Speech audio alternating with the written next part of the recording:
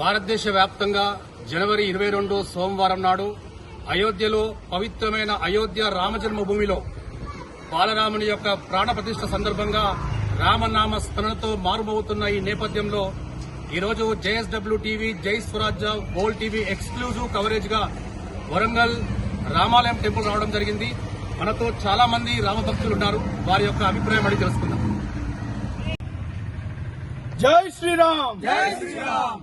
సుమారు 500 సంవత్సరాల కఠోర పోరాటం ఫలితం మన ఈ భారతదేశంలో రామ మందిర నిర్మాణం.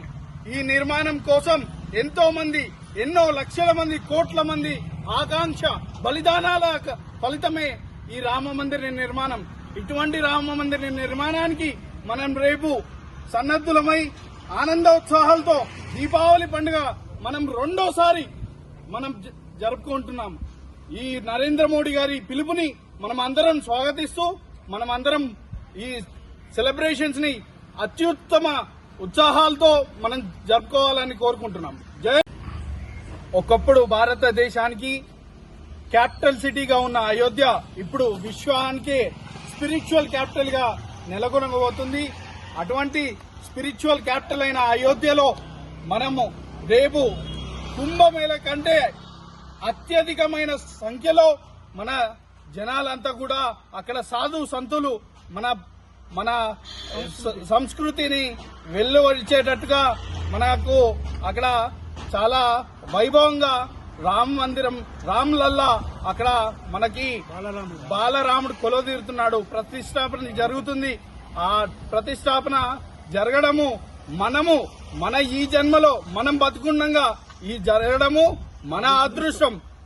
ఈ అదృష్టాన్ని మనం అందరం వీక్షిద్దాం, కళ్ళారా వీక్షిస్తూ. జై శ్రీరామ్. జై శ్రీరామ్.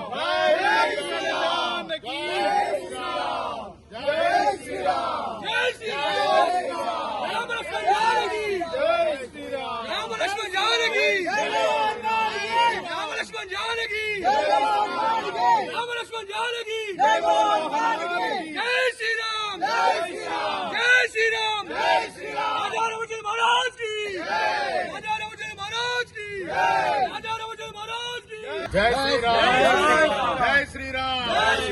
జై శ్రీరామ్. జై శ్రీరామ్. భారతదేశంలో గత 500 సంవత్సరాల నుండి ఎంతో మహానుభావులు, ఎంతో మంది పోరాట యోధులు పోరాటం చేసి ఈ రోజు మనము ఈ కలియుగంలో, ఈ యొక్క 21వ శతాబ్దంలో మనము బ్రతుకున్నందుకు మన అంత అదృష్టవంతులం. ఎందుకంటే ఒక గొప్ప కళ రేపు నెరవేరబోతున్నది. రాముడు శ్రీరామచంద్రమూర్తి జన్మించిన అయోధ్యలో రేపు బాలరాముని యొక్క ప్రాణ ప్రతిష్ఠ గౌరవ మన భారత ప్రధానమంత్రి గౌరవనీయులు శ్రీ నరేంద్ర మోడీ గారు వారి చేతుల మీదుగా రేపు ప్రాణ ప్రతిష్ఠ జరగబోతున్నది. యావత్ భారతదేశ ప్రజలందరూ కూడా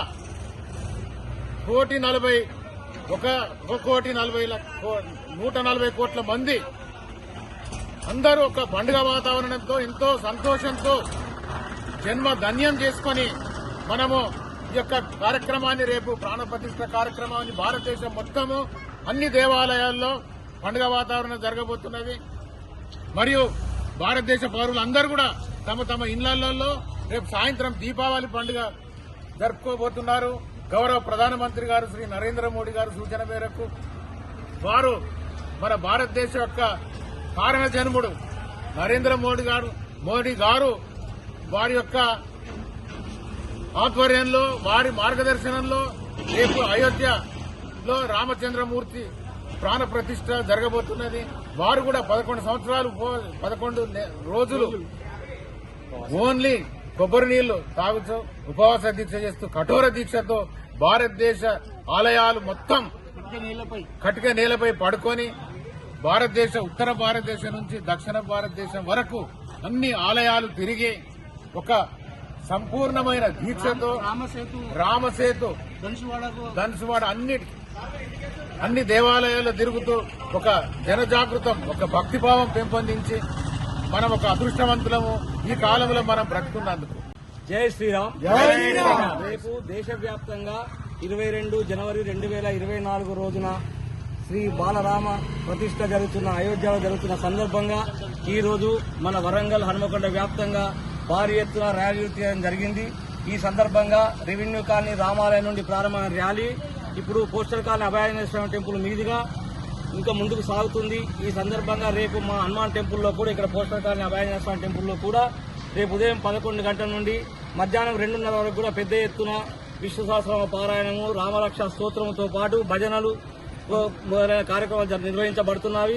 దీనిలో అందరూ పాల్గొని దేశవ్యాప్తంగా ఉన్నటువంటి ఈ సందర్భంగా ఈ యొక్క నగరంలో వాసులందరూ కూడా పండుగ వాతావరణంలో కూడా జరుపుకోవాలని చెప్పి కోరుతూ ఈరోజు చాలా శుభదినం. ఒక మంచి భారతదేశంలోని హిందువులందరూ వారు హిందువులుగా జన్మించినందుకు వారి జన్మ ధన్యంగా భావించి ప్రతి ఇంటికి ప్రతి హిందువు వారి యొక్క శ్రీరామనవమి సంబంధ సీతారామచంద్ర స్వామి బాలరాముని యొక్క అయోధ్యకు రామ మందిరం ఓపెనింగ్ కు ఈ రోజు నాడు మనందరం మన కళ్ళతోనే చూస్తున్నామంటే నిజంగా కూడా మన హిందువుల యొక్క పూర్వజన్మం 500 సంవత్సరాల నుంచి ఈ రోజు వరకు మనం వేచి ఉంటే ఎందరో మహనీయులు ఈ యొక్క శుభదినం కొరకు వేచి ఉండి వారి యొక్క ప్రాణాలు కూడా కోల్పోయిన సందర్భాలు మనం చాలా చూసాము. వారందరికీ ఆత్మలు శాంతి కూర్చాలని ఆ భగవంతుని ఆ శ్రీరామచంద్రుని మనం కోరుతున్నాము. ఇది ఈ రోజు ఒక్క రోజుతోనే కాదు, చాలా రోజుల నుంచి మళ్ళీ హిందువులు అందరం కూడా ప్రతిరోజు అన్ని విషయాలలో హిందువులు ఐకమత్యంగా ఉండి ఆ రాముని యొక్క ఆశయాలను నెలకొల్పి స్వరాజ్యం కొరకు మంచి పరిపాలన కొరకు మోడీ గారు అందిస్తున్నారని సంకల్పంతో దీని యొక్క 3 రోజుల మనకు అద్వానీ గారి యొక్క ఆదర్శంగా భావించి మోడీ గారి నాయకత్వంలో మనందరం ఒక శుభ పరిమాణం ఎదుర్కొంటున్నాము. మనందరం సంతోషించగలము. మనకి ఇది ఒక హిందువులకు మనకు చాలా శుభదినం. మనం చాలా చాలా అదృష్టవంతులము.